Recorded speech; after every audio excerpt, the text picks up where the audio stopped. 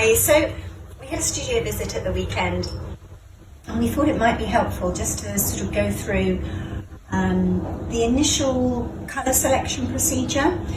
because as part of a studio visit, whether in person or virtually,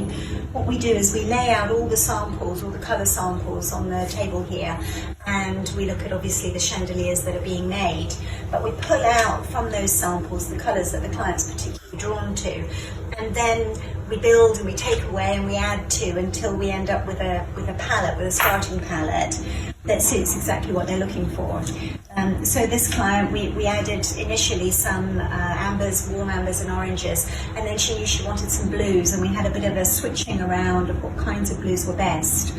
And then we looked at these beautiful light source globes where the colours are really swirled around the globe, and those are going to be the light sources inside the piece. And we then ended up with this starting palette, and we agreed the proportions of each broad colour, and this is what we'll be starting with. But then when we start making, it is again a real iterative process, because we need to make sure that the picture in your head is the same as the picture in our head. So we'll to and fro with videos and photos and show you, is this the colour balance you'd envisaged? And you might say, oh, I'm in love with the tangerine, can we add a bit more? I'd like to tone down the white, whatever it might be. But there's a process there so that we can make sure that the final colour balance is exactly what you were looking for.